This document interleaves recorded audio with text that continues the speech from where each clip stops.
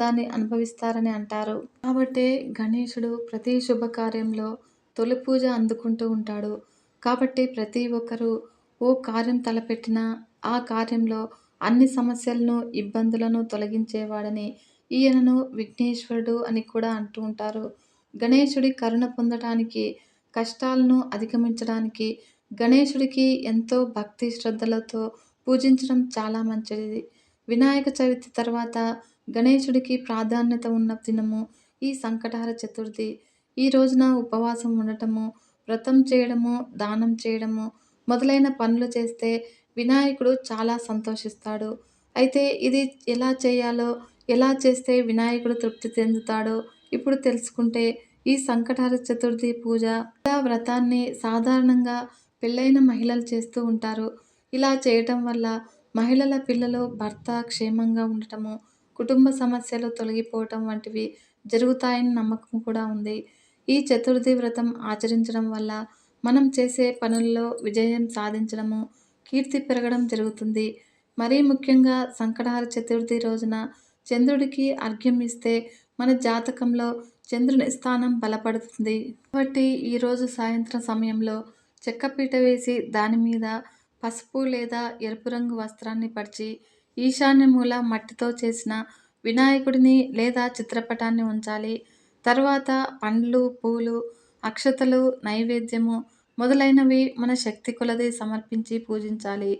కుడుములు, మోదకాలు, నువ్వుల లడ్డూలు మొదలైనవి బెల్లంతో తయారు చేసి స్వామివారికి నైవేద్యంగా పెట్టాలి. ఆ తర్వాత హారతి ఇచ్చి సంకటహర చతుర్థి వ్రతకథ వినాలి. చంద్రుడిని ప్రసన్నం చేసుకోవడానికి, పిల్లలు పుట్టడానికి, సంపద, రక్షణ కోసము చంద్రుడిని పూజిస్తూ ఉంటాము ఈ రోజున. చంద్రస్థానం బలంగా ఉంటే భార్యాభర్తల మధ్య విభేదాలు కూడా ఉండవు. అందుకే చంద్రుడికి అర్ఘ్యం సమర్పించడం చాలా ముఖ్యమైనది. కాబట్టి ఒక చెంబులో లేదా కుండలో నీరు తీసుకొని అందులో ఎర్రచందనము, పువ్వులు, అక్షంతలు మొదలైనవి వేయాలి. ఆ తర్వాత మంత్రం పఠిస్తూ చంద్రునికి అర్ఘ్యాన్ని ఇవ్వాలి. ఈ రోజున చంద్రునికి అర్ఘ్యం ఇస్తే కుటుంబంలో సంతోషం నెలకొంటుంది. అయితే మత్స్యపురాణం ప్రకారము నువ్వులు విష్ణువు చెమట నుంచి ఉద్భవించాయట. మరియు లక్ష్మీదేవి నుంచి చెరకు ఉద్భవించిందట. అందుకే నువ్వులు, చెరుకు రసం నుండి తయారైన బెల్లాన్ని దానం చేయడం వల్ల చాలా మంచిదని అంటూ ఉంటారు. ఉపవాసం ఉన్నవారికి వీలైతే అన్నదానము, ఉప్పు దానము, బెల్లం దానము, బంగారు దానము, నువ్వుల దానము, వస్త్రదానము, రత్నదానము, వెండి దానము, చక్కెర దానం ఇలా 10 దానాలు చేయటం చాలా గొప్ప ఫలితాలు ఇస్తాయట. ఇలా చేయటం వల్ల దుఃఖము, దారిద్ర్యము, రుణము, వ్యాధి, అవమానాల నుంచి విముక్తి పొందుతారట. మరియు ఆవులకు, ఏనుగులకు బెల్లం తినిపిస్తే అకాల మరణ భయం ఉండదట. ఇక ఈరోజు విద్యార్థులు ఓం గం గణపతయే నమః అని 108 సార్లు జపించడం వల్ల వారిలో తెలివితేటలు పెరిగి ఉన్నత చదువుల దిశగా వారు నడుస్తారని అంటూ ఉంటారు. అలాగే ఓం ఏకదంతాయ విద్మహే వక్రతుండాయ ధీమహి తన్నో దంతి ప్రచోదయాత్ అనే విఘ్నేశ్వర గాయత్రి మంత్రాన్ని జపించడం వల్ల మన జీవితంలోని అన్ని కష్టాలు, అడ్డంకులు తొలగిపోతాయని కూడా నమ్ముతూ ఉంటారు. అయితే గణేశునికి దూర్వాంకురాలు అంటే గరికను సమర్పిస్తే చాలా ఇష్టమట. గణేశుడు భక్త సులభుడు. ఆయనను ప్రసన్నం చేసుకునేందుకు బంగారు పుష్పాలేం అవసరం లేదు. ఆ మాటకు వస్తే అసలు పుష్పాలే లేకున్నా పర్వాలేదు. ఒక 4 రెబ్బలు గరికను ఆయన పాదాల చెంత ఉంచితే మన మనసులోని కోరికలను నెరవేరుస్తాడు. గణేశునికి గరిక అంటే అంత ప్రీతి కాబట్టి ఆయనను దూర్వా గణపతి అని కూడా పిలవడం విశేషము. దూర్వాయుగ్మం అంటే గరిక కదా. వినాయకుడికి, గరికకి మధ్యన పొంతన కుదిర్చేందుకు చాలా కథలే ప్రచారంలో ఉన్నాయి. అయితే వాటిలో ముఖ్యమైనవి మాత్రము ఈ రెండే. అందులో ఒకటి పూర్వము యమధర్మరాజుకి అనలాసురుడు అనే పేరుగల కుమారుడు పుట్టాడు. అతను అగ్నిస్వరూపుడు. తన కంటికి ఎదురుగా వచ్చిన దేన్నైనా కూడా బూడిద చేయగల సమర్థుడు. ఆ సామర్థ్యంతోనే అతనిలో రాక్షస ప్రవృత్తికి అడ్డు అదుపు లేకుండా పోయింది. అలా ఒకసారి ఏకంగా ఆ స్వర్గలోకాన్నే బూడిద చేసేందుకు బయలుదేరాడు అనలాసురుడు. ఆ అనలాసురుడి బారి నుంచి తప్పించుకునే మార్గాలన్నీ కూడా మూసుకుపోగా, దేవేంద్రుడు వినాయకుని శరణు వేరాడు. అలా తన తండ్రి పరమేశ్వరుడు సాక్షాత్తు గర్లాన్ని మింగినట్లుగానే వినాయకుడు ఆ అనలాసురుడిని ఓ ఉండలాగా చేసి మింగేశాడు. కానీ తన ఉదరంలోనికి చేరిన అనలాసురుని అగ్నితత్వంతో విపరీతమైన తాపాన్ని అనుభవించాడు. ఎన్ని ఔషధాలు వాడినా కూడా ఆ తాపం మాత్రం తగ్గలేదు. అలా చివరికి శివుని సలహా మేరకు 21 గరికలను ఆయన శరీరం మీద కప్పడంతో ఆ తాపం తగ్గిందట. మరియు ఇంకొక కథ ప్రకారము శివపార్వతులు ఒకసారి సరదాగా పాచికలు ఆడుతూ ఉన్నారు. వారి ఆటకు న్యాయ నిర్ణేతగా ఎవరు ఉండాలి అన్న ప్రశ్న వచ్చినప్పుడు ఒక గరికతో బొమ్మను చేసి సాక్ష్యంగా పెట్టుకున్నారు. కానీ ఆ గరిక బొమ్మ ఎంతసేపు శివుని పక్షమే వహించడంతో కోపం వచ్చిన పార్వతీదేవి అతడిని కుంటివాడివి కమ్మని శపించిందట. అయితే తన కుర్రచేష్టలను మన్నించి శాప విమోచనం కలిగించమని ఆ గరిక బొమ్మ వేడుకోగా, వినాయక చవితి నాడు అక్కడికి వచ్చే నాగకన్యల నుంచి గణేశుని పూజా విధానాన్ని తెలుసుకుని ఆచరిస్తే అతని అవిటితనం దూరమవుతుంది అంటూ శాప విమోచనాన్ని ప్రసాదించింది పార్వతీదేవి. అలా అప్పట్నుంచి గరిక గణేశుని పూజలో భాగమయ్యిందంటారు. కాబట్టి గణేశుని పూజలో వాడే పత్రిలో గరికకి అధిక ప్రాధాన్యము. కొందరైతే ఆయనకు వాడే ఏకవింశతి పత్రాలకు బదులుగా కేవలం గరికనే వాడుతూ ఉంటారు. తమిళనాట వాడవాడలా కనిపించే గణేశుని ఆలయాల్లో భక్తులు స్వామివారికి గరికనే అర్పిస్తూ ఉంటారు. సంప్రదాయ వైద్యంలో ఈ గరికకు ఉన్న ప్రాధాన్యత అంతా ఇంతా కాదు. ఈ గరికకు త్రిదోషాలను హరించే గుణం ఉందని ఆయుర్వేదం కూడా చెబుతోంది. మరియు రక్తస్రావాన్ని అరికట్టడంలోనూ గరికకు సాటి లేదు. అందుకనే దెబ్బలు తగిలినప్పుడు ఇప్పటికీ కూడా గరికను అప్పటికప్పుడు నూరి గాయానికి పట్టించేవారు పెద్దలు. ఇక మూత్రంలో కానీ, విరేచనాల ద్వారా కానీ రక్తం పోతూ ఉన్నప్పుడు గరికతో చేసిన కషాయము వాటిని అరికట్టి తీరుతుందని విశ్వసిస్తూ ఉంటారు. మన ప్రాచీన వైద్యంలో అతిసారం మొదలుకొని వడదెబ్బ వరకు కూడా గరికను సర్వరోగాలను ఉపశమనంగా వాడటం కనిపిస్తూ ఉంటుంది. మొత్తానికి గరిక ప్రకృతికి, నిరాడంబరతకు చిహ్నము. అందులోని ఔషధ గుణాలు జీవనానికి చిహ్నము. కాబట్టి అంతటి గరిక ఆ గణేశునికి చేరువ కావటంలో తప్పేముంటుంది? అయితే వినాయకుడు కుబేరుడి గర్వం కూడా అణచాడు. ఆ కథ గురించి తెలుసుకుందాము. వినాయకుడు అంటేనే జ్ఞానానికి ప్రతిరూపము, సకల సద్గుణాలకు ప్రతిబింబము. అలాంటి గణేశుని ముందే అహంకారాన్ని ప్రదర్శిస్తే, తన హోదాను చూపించి చిన్నబుచ్చాలి అనుకుంటే స్వామి ఊరుకుంటాడా? సంపదకు అధిపతి అయిన కుబేరునికి ఓసారి తన వైభోగాన్నంతా కూడా దేవతలకు ప్రదర్శించాలి అన్న కోరిక మొదలైంది. అందుకోసము అంగరంగ వైభోగంగా ఒక విందుని ఏర్పాటు చేశాడు. దానికి ముక్కోటి దేవతలను పిలవడం మొదలుపెట్టాడు. అలా శివుని కూడా తన విందుకు ఆహ్వానించేందుకు కైలాసాన్ని చేరుకున్నాడు కుబేరుడు. అయితే అక్కడ కొలువై ఉన్నటువంటి శివపార్వతులను దర్శించుకొని వారిని తన విందుకి రమ్మని ఆహ్వానించాడు. కుబేరుని వాలకము, అతని మాట తీరు గమనించిన శివపార్వతులకు అతని ఆహ్వానం వెనుక ఉన్న దర్పము అర్థమైపోయింది. శివపార్వతులు ఇద్దరూ కూడా ఇలా అన్నారు: నీ విందుకు రావాలి అనే ఉంది, కానీ బహుశా వీలు పడకపోవచ్చు. అందుకని మాకు బదులుగా మా కుమారుడు వినాయకుడిని పంపుతాము అని అన్నాడు పరమేశ్వరుడు. ఆ మాటలకు కుబేరుడు కొంత నిరాశ చెందినా కూడా గణేశుడు కూడా శివుని ప్రతినిధే కాబట్టి ఆయన ముందు తన అలకాపురి వైభోగాన్నంతా కూడా ప్రదర్శించాలి అని అనుకున్నాడు. అలా విందు రోజు రానే వచ్చింది. ఒక్కొక్కరుగా దేవతలంతా కూడా కుబేరుని రాజధాని అలకాపురికి చేరుకున్నారు. వారికి తన రాజ్యంలోని సంపదనంతా చూపించి మురిసిపోతూ ఉన్నాడు ఈ కుబేరుడు. అయితే అదే సమయంలో గణేశుడు అలకాపురిలో ప్రవేశించాడు. గణేశుని చూసిన కుబేరుడు ఆయనను సకల మర్యాదలతో ఆహ్వానించి తానే దగ్గరుండి మరి తన వైభవాన్ని చూపించడం మొదలుపెట్టాడు. ఇంతలో విందు మొదలైంది. విందు కోసం తయారు చేసిన వందలాది భక్ష్యములను చూడటంతోటే ఆహ్వానితుల కడుపు నిండిపోతుంది. అయితే వినాయకుడు మాత్రము తన ముందున్న ఆహారాన్ని చిటికెలో పూర్తి చేసి పారేశాడు. ఆపై తనకి ఎంత వడ్డిస్తే అంత ఆహారాన్ని కూడా కళ్ళు మూసుకొని తెరిచేంతలోపే ఆరగించడం మొదలుపెట్టేశాడు. వినాయకుడికి మరింత ఆహారాన్ని అందించేందుకు సేవకులంతా కూడా అటూ ఇటూ పరుగులు పెట్టడం మొదలుపెట్టాడు. వందలాది మంది కోసము వండిన ఆహారాన్నంతా కూడా వినాయకుడి ఆకలిని తీర్చలేకపోయింది. అలా రాజ్యంలో ఎక్కడెక్కడ ఉన్న ఆహారాన్ని తీసుకొచ్చి వడ్డించినా కూడా ఉపయోగం లేకుండా పోయింది. ముక్కోటి దేవతల సాక్షిగా కుబేరుడు వినాయకుని ఆకలిని తీర్చలేక నిస్సహాయంగా నిల్చుండిపోయాడు.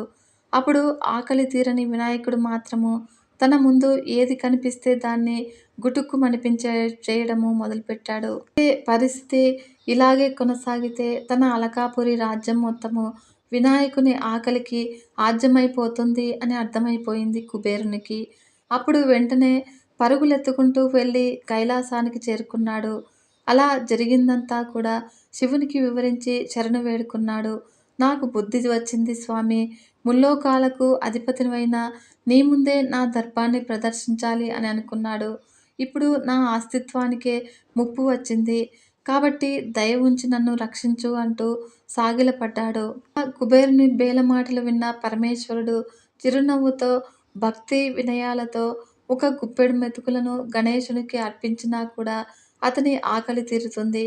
దర్పంతో తన కడుపు నింపాలి అనుకుంటే మాత్రము అది సాధ్యం కాదు అంటూ ఒక గుప్పెడు మెతుకులను ఆయన చేతిలో వేశాడు. ఈ విధంగా పరమేశ్వరుడు అందించిన ఆ గుప్పెడు మెతుకులను చేత పట్టుకుని పరుగు పరుగున అలకాపురికి చేరుకున్నాడు కుబేరుడు.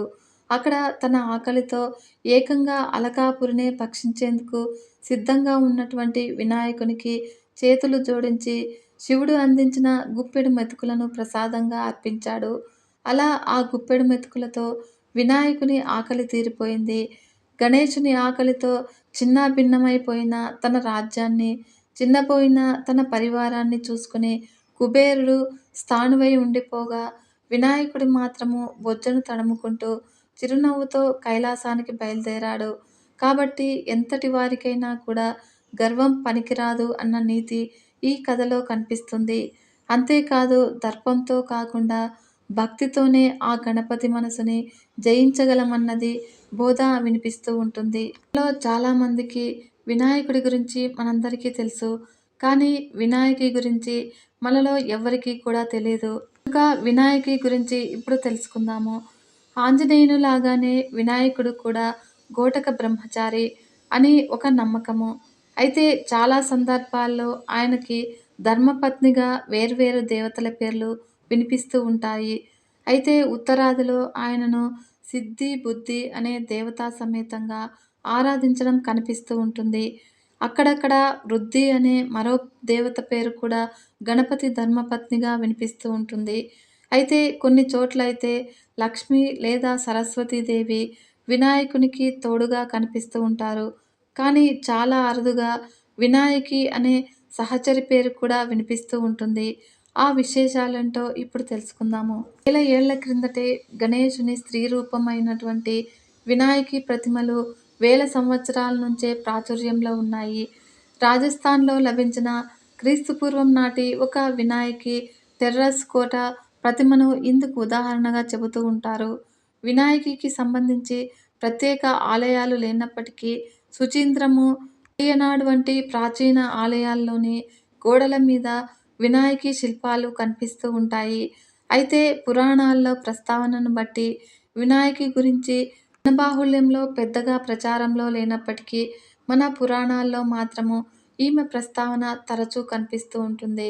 స్కాంద, మత్స్య, వాయు, లింగ పురాణాల్లో వినాయకి గురించి కబుర్లు వినిపిస్తూ ఉంటాయి. అయితే కొన్ని కథల ప్రకారము వినాయకి 9 మంది మాతృకల్లో ఒకరుగా ఉన్నారు. మరికొన్ని కథనాల ప్రకారము ఈమె 64 మంది యోగినులలో ఒకరుగా కనిపిస్తూ ఉంటారు.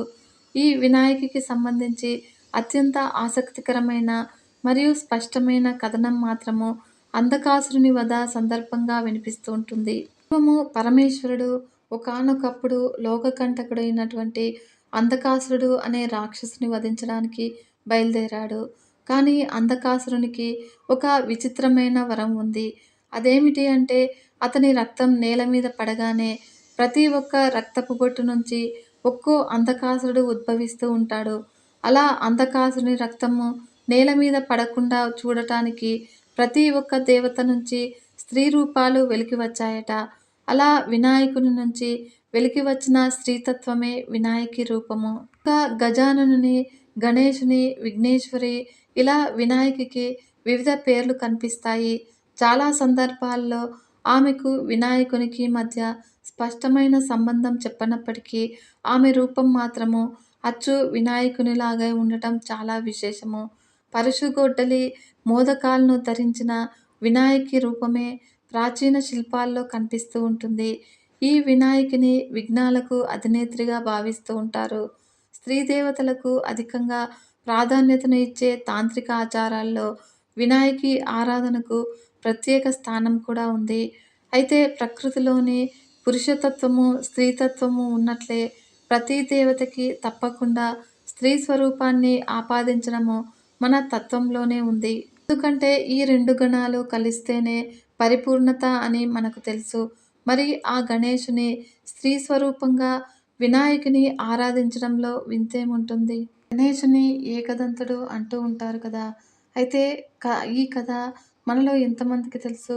గణేశుడిని అనేక పేర్లతో పిలవడమే కాదు, మొదటి పూజకుడని కూడా పిలుస్తూ ఉంటారు. గణేశుని వివిధ పేర్లలో ఏకదంతుడు అని కూడా అంటూ ఉంటారు.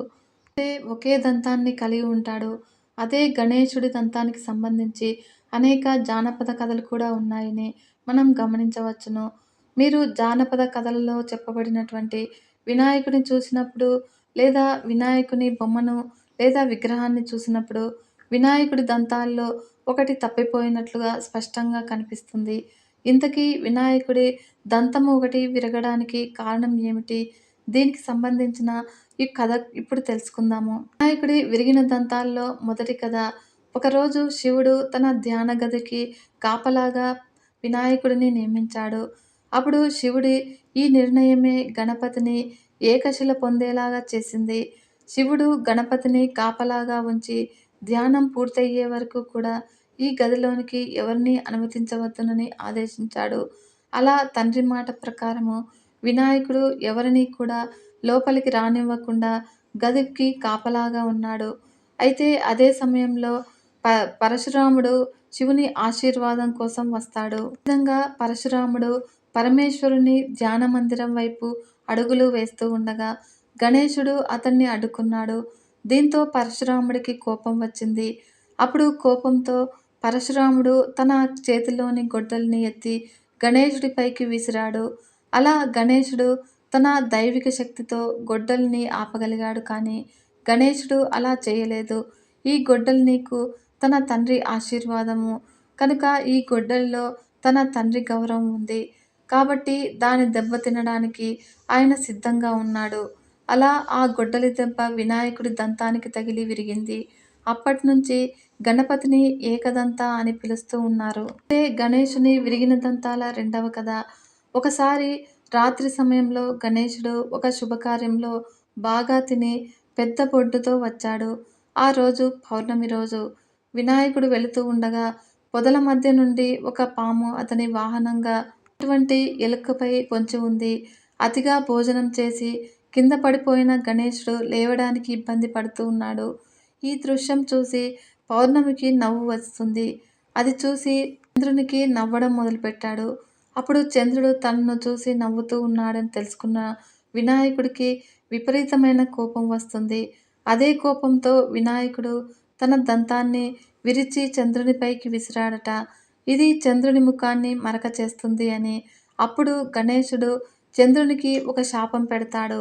చంద్రుడు ఎప్పుడూ కూడా ప్రకాశించకుండా చీకటిగా మిగిలిపోవాలని. ఈ విధంగా గణేశుడి శాపం వల్ల లోకమంతా కూడా అంధకారం అలుముకుంది. ఇది చూసిన సమస్త దేవతలు వినాయకుడిని శాంతింపచేసే ప్రయత్నం చేస్తారు. అలా అతని శాపాన్ని వెనక్కి తీసుకోమని ప్రార్థించారు.